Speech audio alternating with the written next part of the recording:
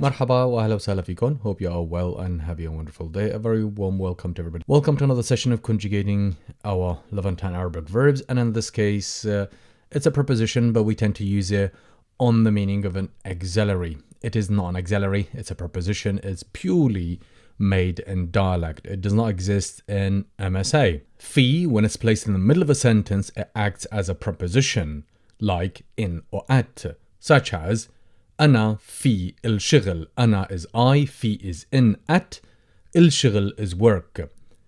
However, fi, if you place it at the beginning of a sentence, it could mean are there, or there is, or is there.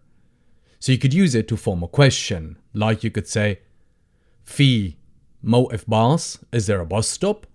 في bank, is there a bank? And so on. Previously, I have made a dedicated tutorial to the preposition fi and the different uses for it. So I'm not going to go through everything trying to give you how to use fi or the different uses for fi. I have made a dedicated tutorial for that way back. So go and have a look at it, check the video section and write it down there and you will find it. I'll leave a card as well here in the video, so you could look at it as well just to help you a little bit. However, with the last use, whenever we add one of those possessive pronouns to fi, it becomes can. So can you do this or can you do that? First, on the right hand side, we've got the subject pronouns. I'm going to go over them and read them. Ana, I masculine, feminine. Inta, you masculine. Inti, you feminine. Nehna, we group of people. Into, you group of people. Huwe, he third person. Hiye, she third person. Henne, they group of people. Again. Ana, inta, inti, nehna, into, huwe, hiye, henne. Another tiny reminder, fi by itself, when it comes in the middle of a sentence, it acts as a preposition, like in or at. Fi, when you place it at the beginning of a sentence, it means is there or are there. So when you place it at the beginning of a sentence, you could use it on the meaning of is there or are there. Both of them, so it helps you a lot. However, today's topic, we're looking how to use fi on the meaning of can. When you go ahead and conjugate fi with all those possessive pronouns, it becomes rather something very functional and useful in dialect. So it would say, fi, I can. Fik, you can, masculine. Fiki, you can, feminine. Fina, we can. Fikon, you can, group of people. Fi, he can. Sometimes people say fio. Again, there are a variety of pronunciations, so pick any, it doesn't really matter. Fia, she can. Fihon, they can. Again, fi, fik, fiki, fina, fikon, fi, fia, fihon. Fi, fik, fiki, fina, fikon, fi, fia, fihon. Fi, fik, fiki, fina, fikon, fi, fia, fihon. So as you see here, fi plus possessive pronouns, it becomes rather something very useful. It changes the whole meaning into what we call the helping verb can. And you could go ahead, you could say ana fi, I can. You could go ahead and use the subject pronoun. However, you do not need to. All you need to do is just to add the appropriate and the correct possessive pronoun or the correct ending. We do have another variation of this conjugation where people tend to add an N before every possessive pronoun. So they would say fini, finak, finek, fina, finkon, fino, fina, finon.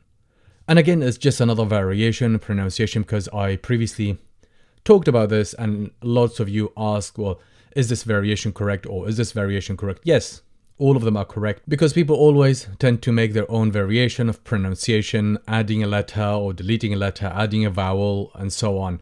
So all of them are absolutely fine, but we are trying to make something a little bit more standard where everybody be able to understand you. So we're not adding anything unless we have to here, such as with we group of people. Otherwise, I am not adding anything. Let me give another read.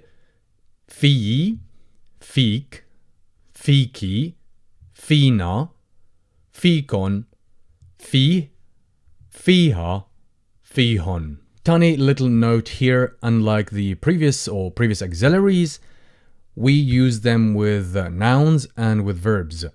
Here, we could use it only with a verb. So this auxiliary on its form conjugated, you could only use a preceding a verb. So you could say في شوف, I can see. في احجز, I can book. في آخذ, I can take. في امشي, I can walk, and so on. But you cannot follow it with a noun. So you cannot say في سيارة, you cannot a car, for example. But you could say فيني احجز سيارة, I can book a car. So bear that in mind, you could use it only with verbs.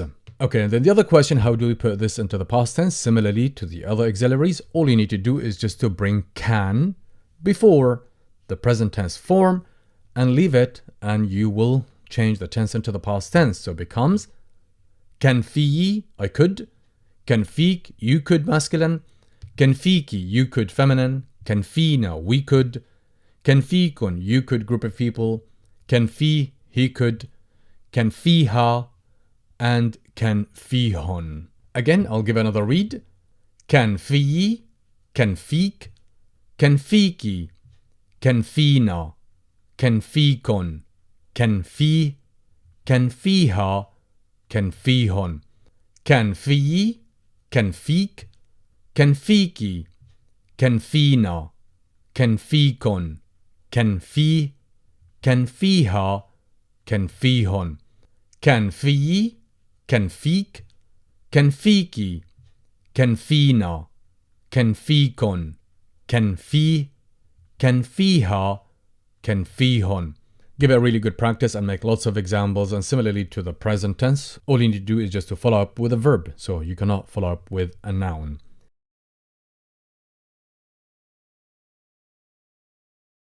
Similarly, again to the other auxiliaries, you need to bring راح يكون without any conjugation, without any change. راح يكون followed by the present tense form, and the meaning in the future will be I will be able, or I will be able to do this and that. I'll give it a read. أنا راح يكون فيي. أنت راح يكون فيك. أنتي راح يكون فيكي. نحن راح يكون فينا. أنتو راح يكون فيكن.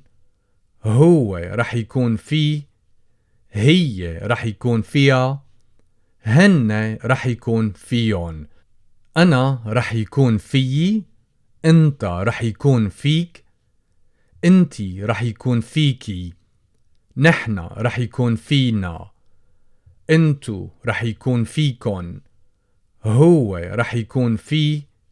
هي راح يكون فيها. هن راح يكون فيون. أنا راح يكون فيي. أنت راح يكون فيك. أنتي راح يكون فيكي. نحن راح يكون فينا. أنتو راح يكون فيكن. هو راح يكون فيه. هي راح يكون فيها. هن راح يكون فيون. Again, give it a really good practice and practice it every now and then and make lots of examples. We've got a couple of examples for you. كان فيكي تحكي مع جون بخصوص الشغل. كان فيكي, were you, could you. تحكي, to speak, مع جون, with John, بخصوص, with regards. الشغل, the work. Were you able to talk to John with regards to the work? فيني اتصل مع الشركة إذا بدك. فيني اتصل, I can call. فيني, I can. فيني اتصل, I can call. مع الشركة, with the company. إذا بدك, if you want me. Again here, I wrote the other variation by adding an N before the E. If you don't want to, and you want to stick to this conjugation, you certainly can. So you could say فيي اتصل مع الشركة إذا بدك, meaning I can call the company if you want. راح يكون فينا نشتري بيت بعد كم سنة لأنه البيوت غالية هون. راح يكون فينا, we will be able, meaning we will can, but obviously we cannot say that in English, meaning we will be able. نشتري, to buy. بيت, a house. بعد, after, come, several. So come here means several. If it comes in the middle of a sentence, it means several. سنة, years. لأنه, because. البيوت, the houses. غالية, expensive. هون, here. راح يكون فينا نشتري بيت بعد كم سنة لأنه البيوت غالية هون. We will be able to buy a house after several years because the houses are expensive here. فينا نجيب لك العود معنا ونحن جايين من بيروت. فينا, we can. نجيب, we bring. لك, for you. فينا نجيب لك, we can bring you, masculine. العود, the oud, the instrument. معنا, with us.